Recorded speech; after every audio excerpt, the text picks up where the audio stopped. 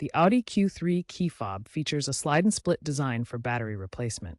To open, locate the release button or notch on the fob's seam and slide it. Gently pry the two halves apart, starting from the unlocked end. Inside, you'll find a CR23 battery.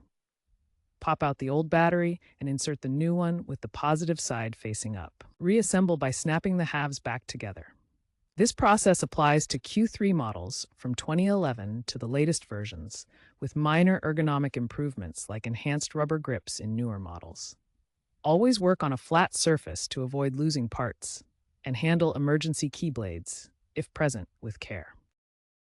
Use plastic tools to avoid scratching or damaging internal components. After replacing the battery, reset the fob by pressing buttons or reprogramming via the vehicle's infotainment system to sync with the car's immobilizer. Battery life typically lasts 1 to 2 years. Watch out for water ingress, especially in older models. Trends include improved battery longevity, wireless charging potentially by 2027, and enhanced cybersecurity with encrypted chips. Future designs may incorporate biodegradable materials and app-based diagnostics. While digital-only keys are gaining traction, traditional fobs will likely remain for reliability.